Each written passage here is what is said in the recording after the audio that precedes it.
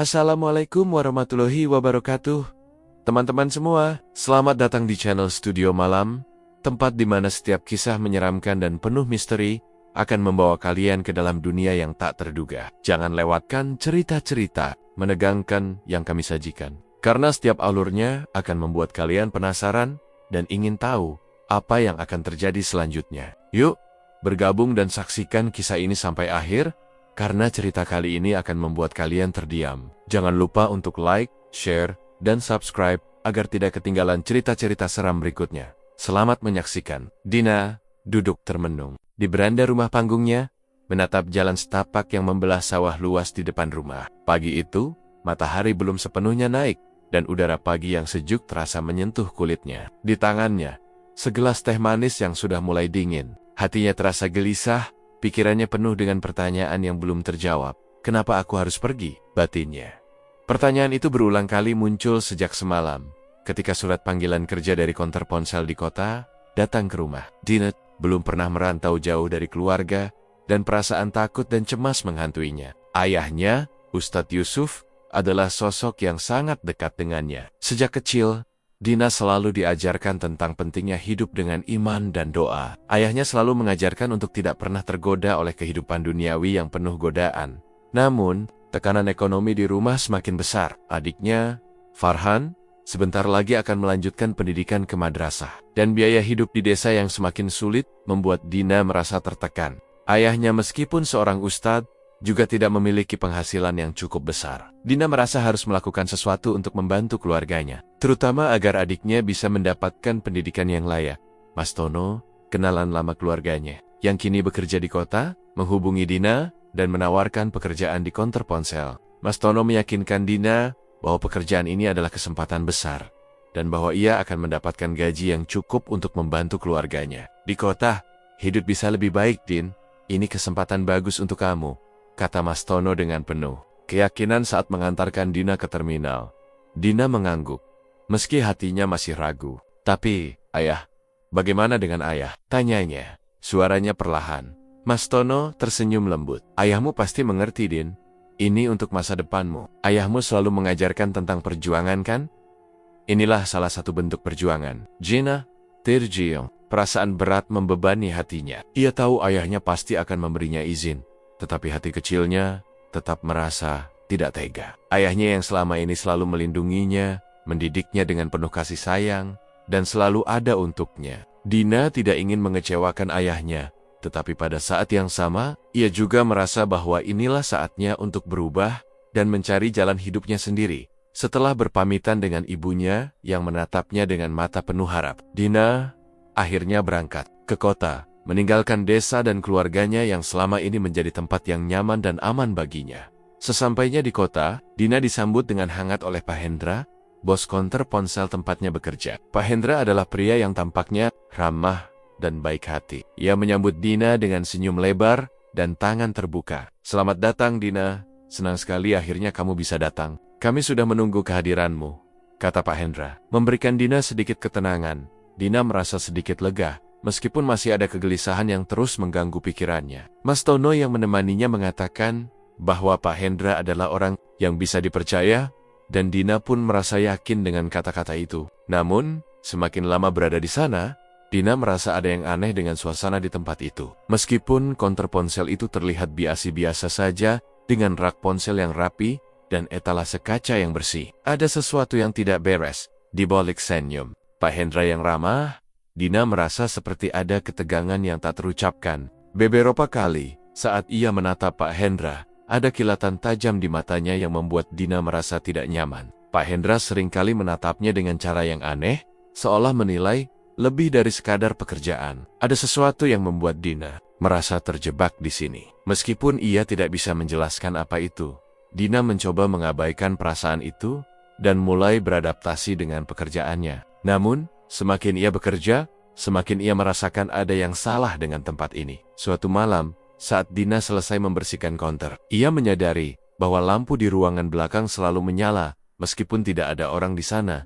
Ketika ia ingin menyelidiki, Pak Hendra tiba-tiba muncul di belakangnya, menawarkan bantuan. Tak perlu khawatir, Dina. Jika kamu butuh sesuatu, langsung bilang saja. kata Pak Hendra dengan senyum lembut. Namun ada sesuatu dalam tatapannya yang membuat Dina merasa cemas.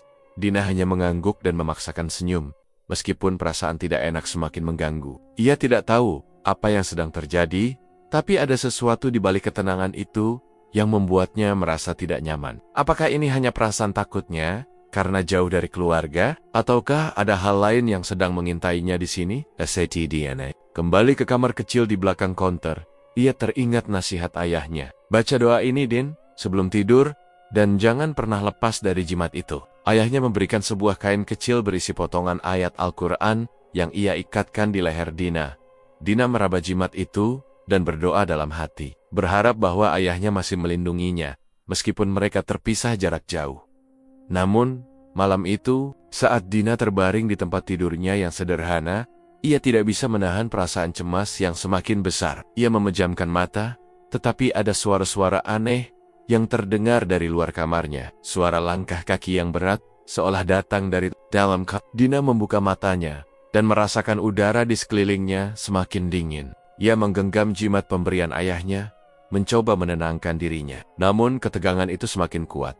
Akhir bab ini, Dina tidak bisa tidur. Merasa ada yang mengawasinya, dan ketegangan di dalam dirinya semakin membesar. Ia tahu ada sesuatu yang salah, namun ia belum tahu apa yang harus dilakukan untuk menghadapi perasaan takut yang menyelimutinya. Hari pertama Dina bekerja di konter ponsel berlalu dengan sedikit ketegangan. Meski Pak Hendra terlihat sangat ramah dan menyambutnya dengan hangat, Dina merasa tidak nyaman dengan perhatian yang berlebihan. Setiap kali ia melakukan pekerjaan, Pak Hendra selalu memerhatikan dari jauh, tersenyum, dan sesekali memberikan saran yang terasa sedikit aneh. Kadang-kadang, saat Dina sedang menyusun ponsel di etalase, Pak Hendra akan muncul di sampingnya dengan senyum lebar dan berkata, "Kerja yang baik, Din. Jangan ragu untuk tanya kalau ada yang kesulitan." Suaranya tenang, tapi ada ketegangan yang tidak bisa Dina jelaskan. Suatu sore, saat Dina sedang membersihkan etalase ponsel, ia mendengar suara dari ruang belakang yang tertutup. Awalnya, ia pikir itu hanya suara mesin atau suara-suara biasa dari toko. Namun semakin ia mendengar, semakin jelas suara itu bukan suara biasa. Ada suara seperti orang membaca doa, namun doa yang tidak dikenalinya. Terdengar juga bunyi logam berjatuhan, diikuti dengan suara berat yang terdengar seperti orang bergerak cepat. Dina berhenti sejenak, merasa ada sesuatu yang salah. Ia berusaha menenangkan dirinya, berpikir bahwa itu mungkin hanya suara-suara biasa yang berasal dari gudang atau ruangan lain di konter. Tapi hatinya terus terasa gelisah, dan ia merasa si kenaikan ada sesuatu yang mengintainya dari balik pintu ruang belakang itu. Ketika Pak Hendra tiba-tiba muncul di belakangnya, Dina tersentak. "Ada yang bisa saya bantu, Din?" tanya Pak Hendra. Dengan senyum yang kali ini terasa lebih lebar dari biasanya. Dina hanya mengangguk, berusaha tidak terlihat cemas. "Tidak ada, Pak. Saya hanya membersihkan etalase," jawabnya sambil berusaha tersenyum. Pak Hendra mengangguk dan beranjak pergi. Namun Dina merasa ada sesuatu yang aneh dengan tingkah lakunya hari itu. Di sisi lain, hubungan Dina dengan Mas Tono, yang sering datang mengunjunginya, semakin terasa janggal. Mas Tono tampaknya sangat perhatian terhadap Dina, tetapi ada rasa tidak nyaman yang muncul setiap kali mereka berbicara. Mas Tono selalu berusaha menenangkan Dina, memberi nasihat agar tidak terlalu khawatir dengan pekerjaan barunya. "Jangan ragu, Din. Semua akan baik-baik saja. Pak Hendra itu orang yang bisa dipercaya," katanya suatu hari ketika mereka duduk di luar konter setelah selesai bekerja. Namun, Dina merasa ada sesuatu yang tidak beres dengan Mas Tono.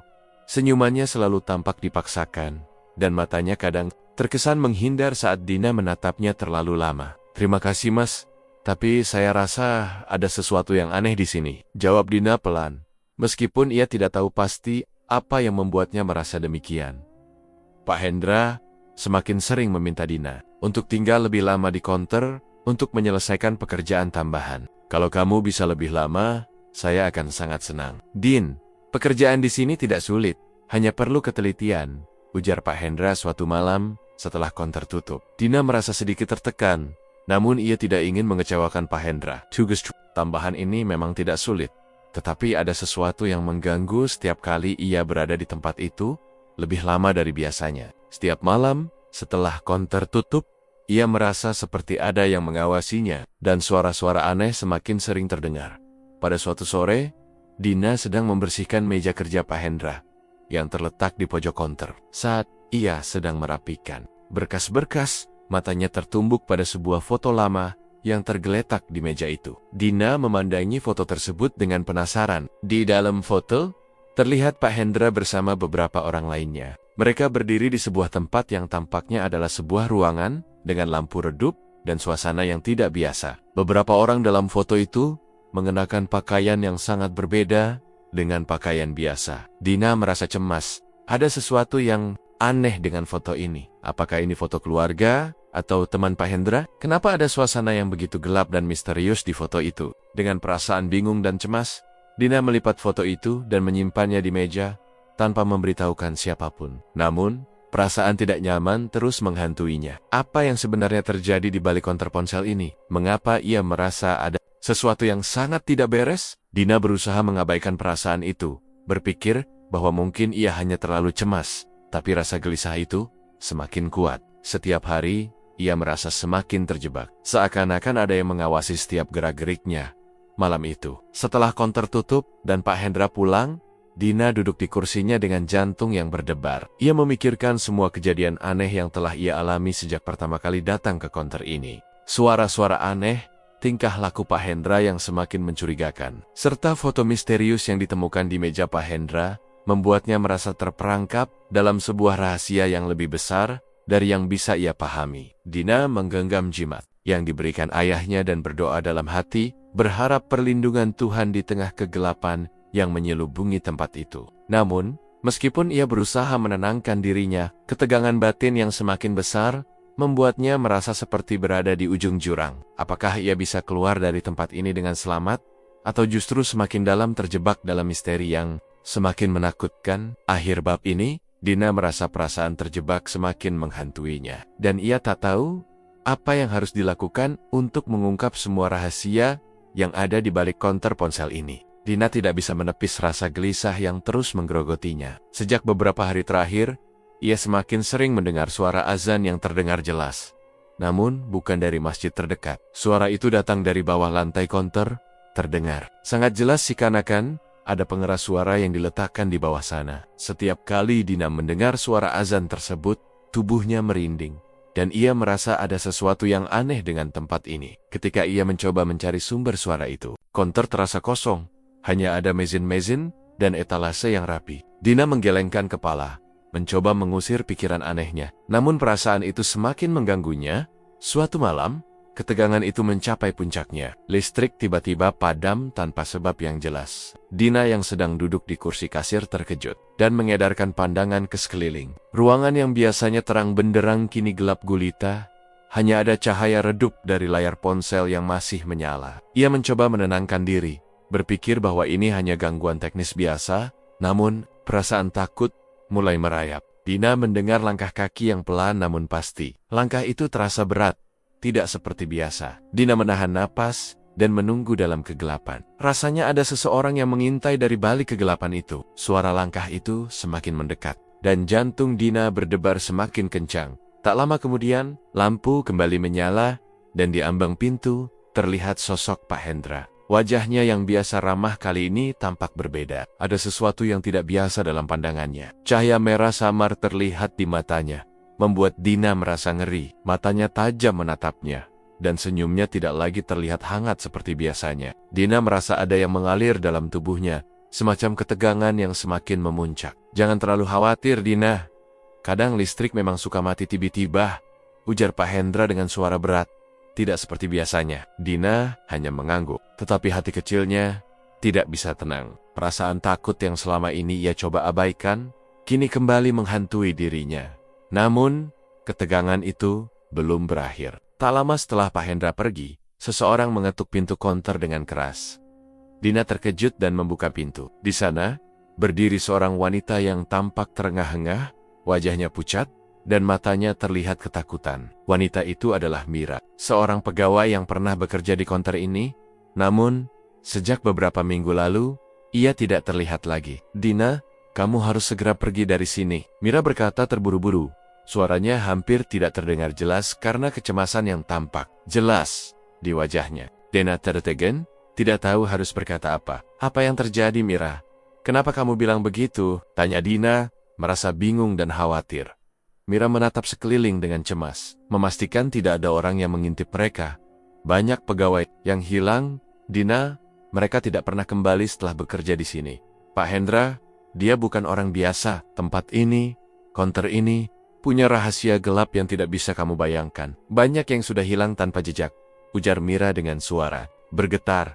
Kamu masih bisa pergi. Jangan tunggu sampai terlambat. Mira mengunci pandangannya pada Dina, seakan memohon agar Dina segera pergi sebelum terlambat.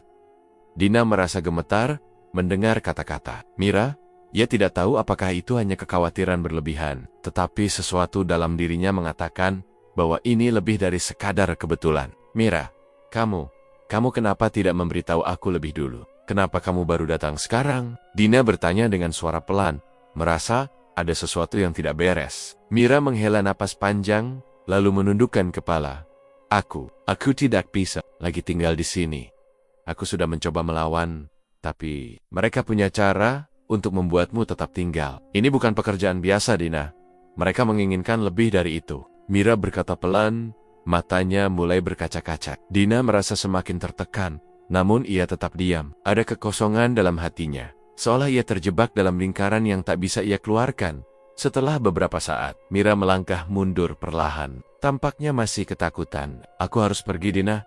Jangan ragu untuk pergi dari sini. Aku akan berdoa agar kamu selamat, kata Mira sambil berbalik dan pergi meninggalkan konter. Dina hanya bisa terdiam, memandangi punggung Mira yang semakin menjauh. Hatinya terasa berat dan perasaan takut kembali merasuki dirinya. Apa yang seharusnya ia lakukan? Haruskah ia mengikuti nasihat Mira dan meninggalkan pekerjaan ini?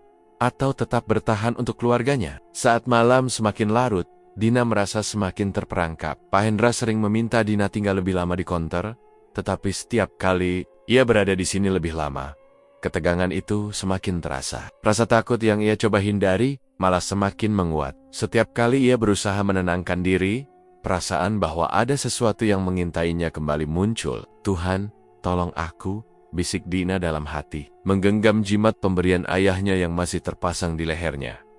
Akhir bab ini, Dina berdiri di tengah konter yang sunyi, jantungnya berdebar kencang, dan perasaan terjebak semakin mendalam. Apakah ia harus pergi, atau tetap tinggal dan melawan ketakutan yang semakin kuat menguasainya? Hari-hari Dina di konter ponsel semakin menegangkan. Setiap pagi, ia datang dengan perasaan cemas yang menggelayuti hati. Dan setiap malam, ketegangan itu semakin terasa. Suara-suara aneh yang sebelumnya ia dengar semakin sering mengganggunya. Kadang terdengar seperti langkah kaki berat yang tidak terlihat, atau suara bisikan yang datang dari sudut ruangan. Ketika ia mencoba untuk menenangkan diri, matanya tidak bisa lepas dari bayangan gelap yang mulai menghantuinya dalam tidur. Setiap kali Dina tidur, ia bermimpi buruk yang terus berulang. Dalam mimpinya, ada sosok bayangan gelap yang selalu mengawasinya dari kejauhan. Wajahnya tak tampak jelas, hanya bayangan hitam yang menatapnya dengan tatapan tajam. Dina dengan napas terengah-engah, keringat dingin membasahi tubuhnya. Namun mimpi itu terus datang setiap malam.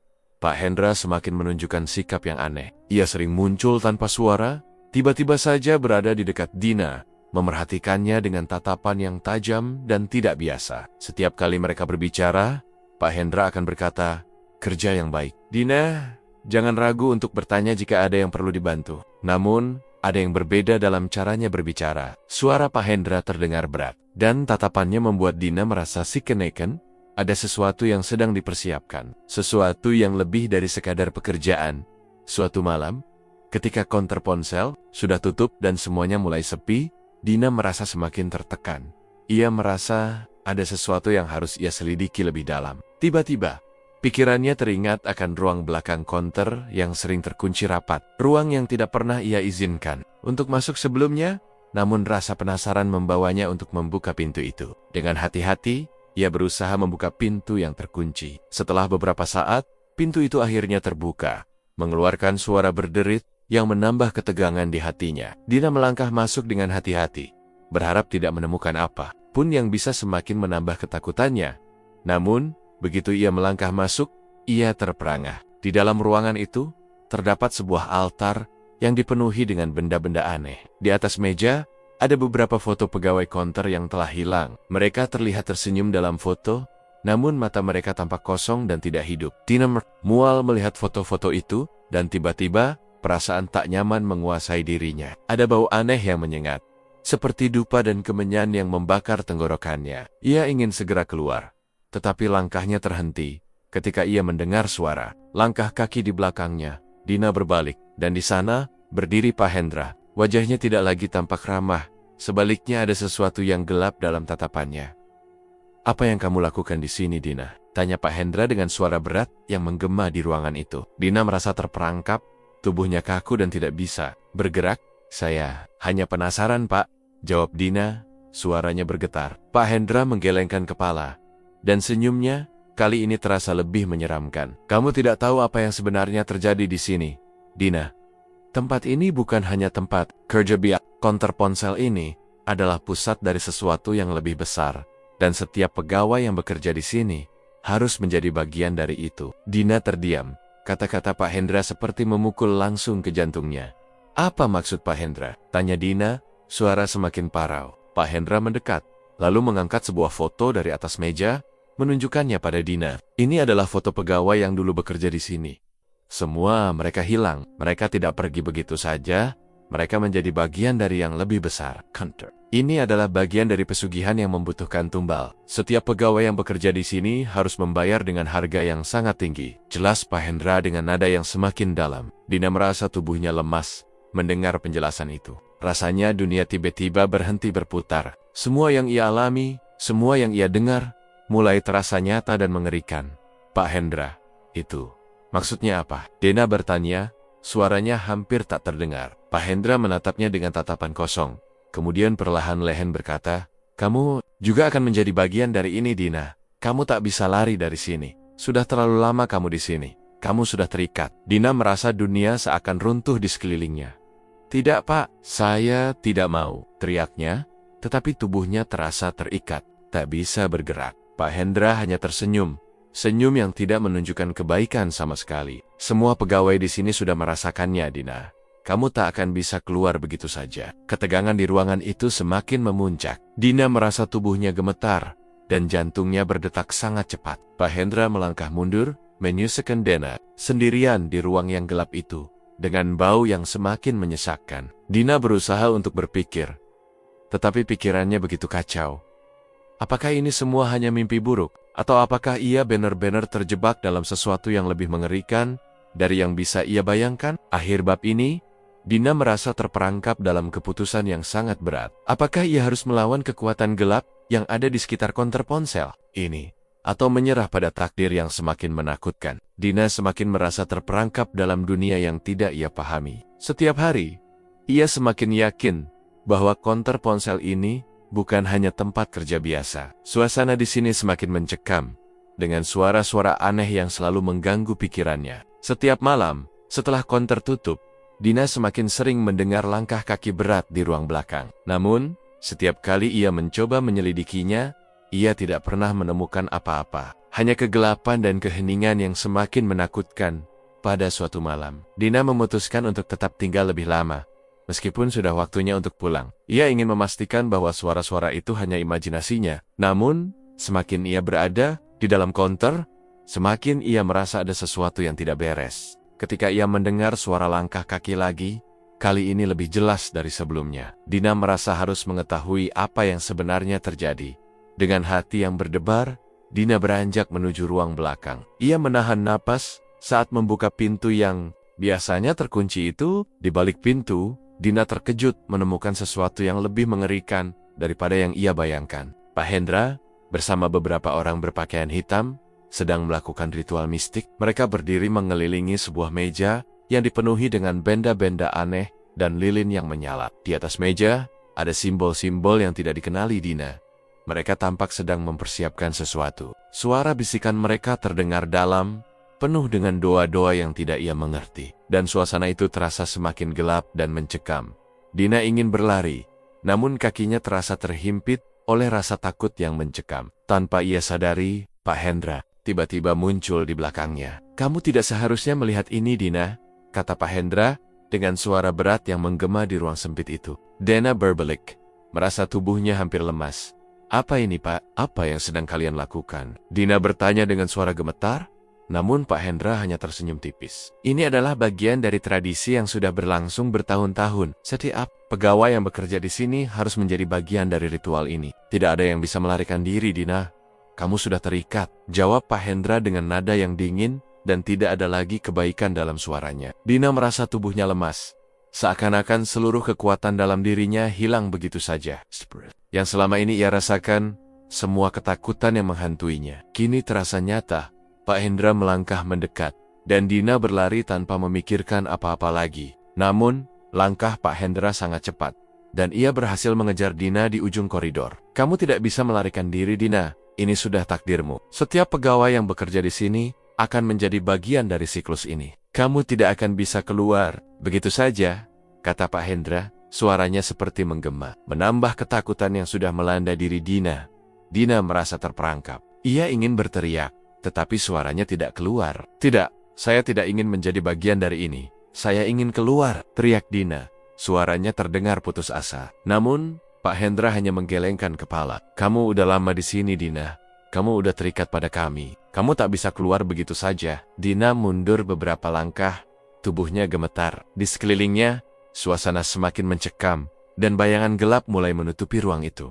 "Pak, tolong, saya hanya ingin pulang. Saya tidak tahu apa-apa tentang ini," ujar Dina dengan suara parau. Namun, Pak Hendra tetap diam, tidak memberi kesempatan untuk pergi. "Kamu tak mengerti, Dina. Ini bukan hanya tentang pekerjaan. Ini tentang sesuatu yang lebih besar. Sesuatu yang sudah ada di sini sejak dulu." Dina merasa tubuhnya semakin lemas, dan pikirannya semakin kacau. Semua yang ia alami di sini, semua yang ia rasakan, ternyata memang ada hubungannya dengan kekuatan yang jauh lebih besar daripada yang ia bayangkan. Ia merasa tak berdaya. Bagaimana bisa ia melawan sesuatu yang bahkan ia tidak mengerti? Pak Hendra mendekat, lalu menatap Dina dengan mata yang penuh dengan kegelapan. "Kamu akan menjadi bagian dari ritual ini, Dina. Tak ada jalan keluar," katanya pelan, sambil menarik Dina kembali ke ruang ritual. Dina merasa seluruh tubuhnya terkunci. Ketakutan yang luar biasa menyelimuti dirinya. Dalam hati, ia berteriak untuk keluar, namun ia merasa semakin terjebak. Semua yang terjadi di sekitar konter ini, semua yang dialaminya, membuatnya merasa siola. Ia berada dalam perangkap yang tidak bisa ia hindari. Apa yang harus ia lakukan? Bagaimana ia bisa melawan kekuatan gelap ini? Akhir bab ini, Dina merasa terperangkap dalam siklus yang tak bisa ia hindari, dan ketegangan batinnya mencapai puncaknya. Ia harus menemukan cara untuk melawan, atau ia akan menjadi bagian dari ritual yang mengerikan ini selamanya. Dina tidak bisa lagi berdiam diri. Ketegangan batinnya semakin menjadi jeti, dan rasa takut yang dulu menghantuinya kini berubah menjadi kemarahan yang tak terbendung. Ia tahu bahwa ia tak bisa mengandalkan kekuatan fisik semata untuk melawan Pak Hendra dan para pengikutnya. Semua yang telah ia alami, semua penderitaan yang telah ia derita di bawah beyang-beyang pesugihan ini, membuatnya memutuskan bahwa sudah saatnya untuk bertindak. Ia ingat kembali doa-doa yang selalu diajarkan oleh ayahnya, Ustadz Yusuf. Ayahnya selalu mengajarkan bahwa kekuatan sejati terletak pada iman dan doa. Dan Dina kini memutuskan untuk menggunakan kekuatan spiritual yang telah ia pelajari sejak kecil. Malam itu, Dina menyiapkan dirinya untuk menghadapi Pak Hendra. Malam Jumat Kliwon malam, yang penuh dengan kekuatan gaib adalah waktu yang telah ia pilih untuk melaksanakan rencananya. Dina merapalkan doa-doa perlindungan yang diajarkan ayahnya, dan dengan tekad yang kuat, ia menyiapkan ruang di kamarnya, tempat ia akan melakukan ritual kecil yang diajarkan oleh Ustaz Yusuf. Dina meletakkan jimat pemberian ayahnya di bawah bantalnya, dan memulai ritual dengan membaca ayat-ayat Al-Quran yang menenangkan jiwa. Suasana di sekitar konter semakin mencekam, dan Dina merasakan hawa dingin yang berbeda, seperti ada kekuatan yang mengintainya dari balik bayangan malam. "Saya tidak bisa terus hidup seperti ini," bisik Dina pada dirinya sendiri. "Ini sudah cukup." Ketika Pak Hendra akhirnya tiba di konter, seperti biasa, ia datang dengan langkah ringan dan senyuman ramah. Namun, malam ini Dina tidak lagi melihat Pak Hendra sebagai sosok yang ramah. Malam ini, Pak Hendra adalah musuh yang harus dihentikan. Dina menyembunyikan perasaan cemasnya dan menunggu saat yang tepat. "Pak, ada yang ingin saya bicarakan," kata Dina ketika Pak Hendra mendekat. Kali ini suaranya tegas, tidak seperti sebelumnya yang penuh keraguan. Pak Hendra menatapnya dengan senyum yang tidak lagi menghangatkan. "Ada apa, Dina?" tanyanya. Matanya menyelidik. Namun Dina bisa merasakan bahwa ada sesuatu yang gelap dalam tatapannya. Dina tidak menjawab. Namun ia mulai membaca doa dalam hati, memusatkan pikirannya pada setiap kata yang ia ucapkan. "Ya Allah, lindungilah aku," bisiknya pelan. Perlahan, ia merasakan kekuatan yang mulai mengalir dalam dirinya. Ketika Pak Hendra melangkah lebih dekat, Dina merasa ada perubahan yang kuat di sekitar mereka. Seolah-olah ruang itu dipenuhi dengan energi yang lebih besar daripada yang bisa ia pahami. Saat Pak Hendra tiba di depannya, Dina mengambil langkah. Pertama, memanfaatkan kesempatan itu. "Pak Hendra, kamu sudah melakukan banyak hal buruk. Hari ini, semua akan berakhir," ujar Dina dengan suara yang lebih kuat dari biasanya. Seolah-olah kata-katanya memiliki kekuatan magis. Pak Hendra tertegun, namun senyum tipis masih tersisa di wajahnya. "Kamu tak tahu apa yang kamu bicarakan, Dina," kata Pak Hendra dengan suara rendah. "Kamu sudah terikat pada kami. Tak ada jalan keluar." Namun, saat itu juga, Dina merasakan sesuatu yang luar biasa. Dengan bantuan doa dan amalan yang dipanjatkan, ia berhasil membuat Pak Hendra terjatuh ke dalam lingkaran takdir yang telah ia ciptakan. Dina merasa seolah-olah seluruh dunia berhenti berputar. Pak Hendra jatuh terduduk, wajahnya tampak kebingungan. "Apa yang terjadi? Kenapa ini?" Pak Hendra bertanya dengan suara tercekat. Dina memandangnya dengan tatapan dingin. "Apa yang terjadi, Pak? Kamu tak bisa lari dari apa yang sudah kamu lakukan. Kamu tidak akan bisa menghindari takdir ini," jawab Dina dengan suara yang semakin tegas, penuh amarah yang sudah lama terkunci dalam dirinya. Pak Hendra tampak terhenyak. Matanya mulai menunjukkan rasa ketakutan yang belum pernah ia tunjukkan sebelumnya. "Dina, tolong saya minta maaf. Saya tidak bisa mengendalikan ini," katanya. Suaranya penuh dengan penyesalan. Namun, Dina tidak merasa kasihan. Penderitaan yang ia alami, semua ketakutan yang ia rasakan selama ini, mengalir dalam dirinya dan membakar setiap perasaan iba yang ada. "Terlalu lama kamu bermain dengan hidup orang lain, Pak. Sekarang kamu harus membayar semuanya," ujar Dina dengan penuh keyakinan. Pak Hendra merintih. Tubuhnya gemetar saat Dina melangkah lebih dekat. Matanya mulai terlihat kosong. "Tolong, saya tidak tahu apa yang saya lakukan," kata Pak Hendra dengan suara lemah. Namun Dina tidak memberi maaf. Dengan sebuah gerakan yang cepat dan penuh tekad, Dina mengakhiri hidup Pak Hendra. Ia tidak memberi kesempatan untuk penyesalan lebih lanjut. Dalam keadaan yang sangat emosional, Dina mengakhiri hidup Pak Hendra dengan cara yang sadis dan brutal. Sebagai bentuk pembalasan atas semua penderitaan yang telah ia alami. Suara terakhir Pak Hendra menghilang begitu saja, meninggalkan hanya kesunyian yang mencekam. Dina berdiri di tengah ruang itu, terengah-engah, dengan tubuh yang gemetar. Darah yang ada di sekelilingnya tidak menghentikan langkahnya. Ia tahu bahwa ia telah melawan sesuatu yang jauh lebih besar daripada dirinya, dan malam itu menjadi titik balik bagi dirinya. Namun, ia tidak merasa lega. Meskipun Pak Hendra telah tiada, perasaan terperangkap itu masih ada. Dan kini Dina harus menghadapi kenyataan baru tentang dirinya sendiri. Akhir bab ini, Dina berdiri di tengah ruangan yang sunyi. Jantungnya berdetak kencang, dan perasaan yang membakar dalam dirinya membuatnya merasa terlepas dari belenggu yang mengikat. Namun, di balik kemenangan itu, ketakutan baru muncul, dan Dina tahu bahwa perang ini belum berakhir. Setelah kejadian yang mengerikan itu, Dina merasa ada sesuatu yang berbeda dalam dirinya. Ada kekuatan yang luar biasa mengalir dalam tubuhnya, seolah-olah dunia yang selama ini ia kenal telah berubah selamanya. Tindakan yang ia lakukan, pembalasan atas segala penderitaan yang telah ia alami, bukan hanya soal balas dendam, itu lebih dari itu. Sebuah kekuatan spiritual yang lama tertidur dalam dirinya, kini terbangun. Ada sesuatu yang mengalir dari dalam, sesuatu yang lebih besar dari dirinya, yang kini terasa menyatu dengan dirinya. Dina menatap tangan yang masih gemetar, darah yang masih segar di tubuhnya, tak lagi membuatnya takut. Sebaliknya, ia merasa tenang. Seperti ada kedamaian yang datang setelah badai besar. Ia tahu, apa yang baru saja ia lakukan bukan hanya sebuah tindakan balas dendam, tetapi sebuah langkah yang jauh lebih dalam. Ia telah mempertahankan iman dan nilai-nilai yang diajarkan ayahnya, Ustadz Yusuf. Ayahnya selalu mengingatkan tentang kekuatan doa, tentang perlindungan yang datang dari iman yang kuat. Kini, Dina merasa iman itu bukan hanya sekadar ajaran, tetapi sesuatu yang nyata, sesuatu yang memberinya kekuatan untuk bertahan. Namun, meski rasa tenang itu hadir, ia tak bisa mengabaikan kenyataan bahwa hidupnya kini telah berubah selamanya. Dina memutuskan untuk meninggalkan konter ponsel itu. Ia tidak lagi bisa tinggal di tempat yang penuh dengan kegelapan dan rahasia. Ia harus kembali ke desa, ke tempat yang dulu membuatnya merasa aman. Namun, meski fisiknya meninggalkan kota, bayangan kejadian itu terus mengikuti setiap langkahnya. Ketakutan dan ketegangan yang mengendap dalam dirinya kini menjadi bagian dari kehidupannya yang baru.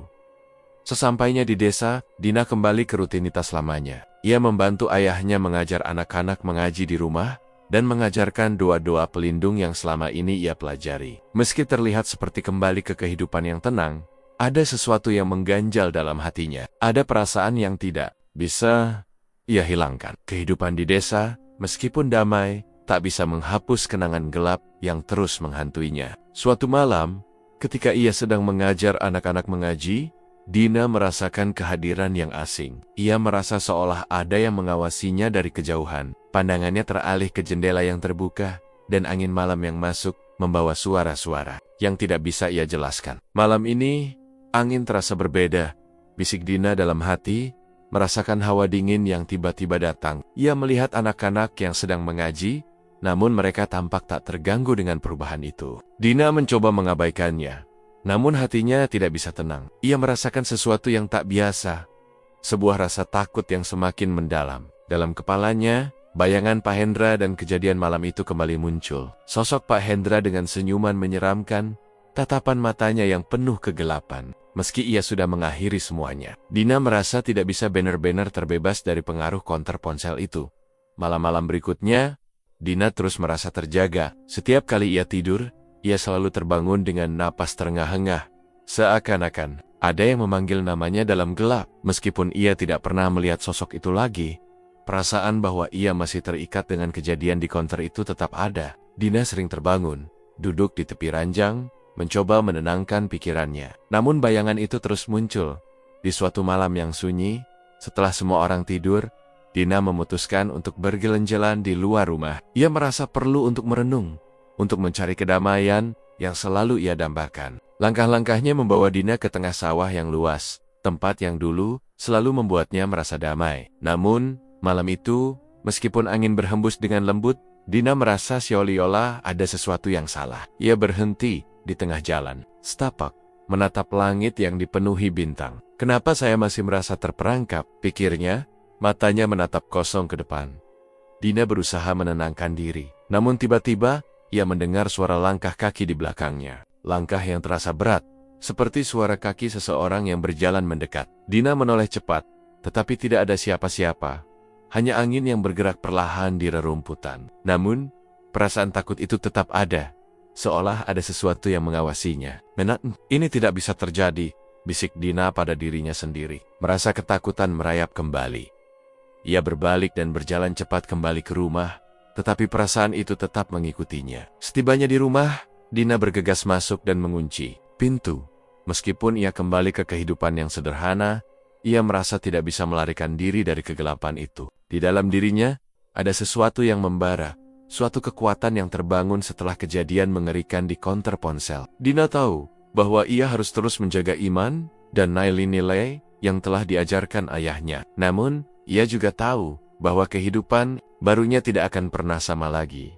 Akhir bab ini, Dina merasa ada sesuatu yang tak bisa dijelaskan, sesuatu yang masih memburunya, meskipun ia sudah kembali ke desa. Rasa takut itu semakin nyata, dan perasaan terperangkap dalam bayang-bayang. Masa lalu, tidak bisa ia hindari. Dina kembali ke kehidupan yang sederhana di desa. Meskipun peristiwa yang ia alami di kota, masih terus membekas dalam pikirannya. Kehidupan di desa, yang dulu penuh dengan ketenangan, kini terasa berbeda. Setiap kali ia melangkah keluar rumah, bayangan kejadian di konter ponsel kembali menghantui dirinya. Meskipun ia kembali ke rutinitas lama, membantu ayahnya mengajar anak-anak mengaji, dan mengajarkan nilai-nilai spiritual yang ia pelajari dari pengalaman pahitnya, ada bagian dalam dirinya yang masih merasa tidak lengkap. Hari-hari terasa seperti berjalan dalam dua dunia yang bertentangan. Di satu sisi, ia merasa lega bisa kembali ke tempat yang dulu memberi rasa aman. Di sisi lain, rasa takut dan ketegangan yang terus-menerus mengganggu pikirannya semakin menguat. Setiap malam, Saat ia duduk sendiri di kamar, ia sering terbangun. Dengan napas terengah-engah, seolah-olah bayangan gelap itu kembali mengintainya. Dina mencoba menenangkan dirinya dengan doa, tetapi bayangan Pak Hendra, ritual gelap yang pernah ia saksikan, terus membekas dalam pikirannya. Suatu malam, setelah mengajar anak-anak mengaji, Dina duduk di depan rumah, menatap langit malam yang penuh bintang. Suara jangkrik yang biasanya menenangkan, kini terasa aneh. Ada sesuatu yang mengganggu pikirannya. Sesuatu yang terasa begitu nyata. Seolah-olah ia masih terhubung dengan masa lalu yang kelam. Kenapa aku merasa seperti ini? Pikirnya dalam hati. Kenapa rasanya aku tak bisa lari dari semuanya? Dina menggenggam jimat pemberian ayahnya yang selalu ia bawa kemanapun pergi. Ia mengingat nasihat ayahnya, jaga imanmu, Din. Apapun yang terjadi, jangan biarkan jalan gelap itu menyusup ke dalam hatimu. Namun, meskipun ia berusaha sekuat tenaga untuk bertahan, perasaan terperangkap dalam dunia yang tidak ia pahami masih menggerogoti dirinya. Tiba-tiba, Dina merasakan angin yang berhembus kencang. Ia menoleh ke belakang dan melihat bayangan gelap yang tiba-tiba muncul di pintu rumah. Sesuatu dalam dirinya merasakan ancaman itu. Tubuhnya menegang. Tidak, ini tidak bisa terjadi lagi, bisiknya pelan. Namun, saat ia berdiri dan melangkah maju untuk memastikan bayangan itu menghilang secepatnya, Dina menarik napas panjang dan berusaha menenangkan diri. Namun, ketika ia menatap langit malam, perasaan itu semakin mencekam. Seolah ada yang mengawasinya, seolah kehadiran itu lebih nyata daripada apapun yang bisa ia lihat. Pak Hendra, kata Dina dalam hati, merasa ketakutan yang mendalam. Saat ia berbalik, di depannya berdiri Ustaz Yusuf, ayahnya yang tiba-tiba muncul di ambang pintu. Wajah ayahnya terlihat penuh perhatian, namun ada sesuatu yang berbeda dalam tatapannya. Din, kamu sudah kembali ke jalan yang benar, tapi jangan biarkan masa lalu mengikatmu, kata Ustadz Yusuf dengan suara lembut. Dina terdiam, merasakan kebingungan. Ayah, aku merasa tidak bisa melarikan diri, jawab Dina dengan suara yang hampir tak terdengar. Perasaan itu terus mengikuti aku, seperti bayangan yang tak pernah hilang. Ustadz Yusuf mendekat dan duduk di samping Dina, menyentuh pundaknya dengan lembut. Din, kekuatan yang sejati berasal dari dalam dirimu. Imanmu lebih kuat dari apapun yang terjadi di dunia ini. Jangan biarkan ketakutan menguasaimu. Kamu punya kendali atas dirimu sendiri. Dina menatap ayahnya dengan mata yang penuh keraguan. Tapi ayah, aku masih merasa terperangkap. Apakah ini akan terus seperti ini? Ustadz Yusuf tersenyum lembut, kemudian menghela napas. Ini adalah ujian, Din. Setiap ujian akan menguatkanmu jika kamu bertahan. Jangan biarkan jalan gelap itu menghancurkan hatimu. Dina menundukkan kepala, berusaha mencerna kata-kata ayahnya. Namun, meskipun ia mencoba, perasaan terjebak itu masih ada, seperti bayangan yang selalu mengikutinya. Malam itu, Dina berbaring di tempat tidurnya, mencoba menenangkan pikirannya. Namun, perasaan yang begitu kuat membuatnya tidak bisa tidur. Ia teringat kembali pada shot-shot terakhir di konter ponsel saat ia mengakhiri hidup Pak Hendra. Pada saat itu, ia merasa ada kekuatan yang luar biasa mengalir dalam dirinya. Namun, sekarang, kekuatan itu terasa seperti beban yang tidak bisa ia lepaskan. Tiba-tiba, ia mendengar suara langkah kaki pelan di luar kamarnya. Dina mengangkat kepalanya, mencoba mendengarkan dengan lebih teliti. Langkah itu semakin dekat, dan meskipun ia berusaha menenangkan dirinya, tubuhnya terasa kaku. Saat ia melangkah ke jendela untuk memastikan tak ada siapa-siapa di luar. Tetapi perasaan itu semakin kuat, semakin nyata, dengan tubuh yang gemetar. Dina kembali ke tempat tidurnya, menggenggam jimat pemberian ayahnya dengan erat. Ia tahu bahwa ia harus tetap kuat. Semua yang ia alami, semua yang ia hadapi, adalah bagian dari perjalanan yang harus ia jalani. Namun, saat ia menutup mata, perasaan terperangkap itu kembali menghantuinya. Ketakutan yang menggerogoti hatinya terasa semakin nyata. Dan Dina tahu bahwa meskipun ia berusaha melawan, perasaan itu tidak akan pernah sepenuhnya hilang. Akhir bab ini. Dina terdiam dalam kegelapan, merasakan ketakutan yang tidak bisa dijelaskan. Ia tahu bahwa perjalanan ini belum berakhir, dan jalan yang ia tempuh akan terus dipenuhi dengan ujian yang harus ia hadapi. Terima kasih telah menyaksikan hingga akhir. Setiap cerita yang kami sajikan bukan hanya untuk menakut-nakuti, tetapi untuk membuka mata kita tentang kekuatan yang tersembunyi dalam setiap pilihan dan takdir. Ingat, hidup penuh dengan misteri yang tak terungkap, Dan tak semua yang kita lihat adalah kenyataan. Sampai jumpa di cerita selanjutnya, di mana kegelapan dan cahaya selalu berseberangan. Wassalamualaikum, dan tetap waspada.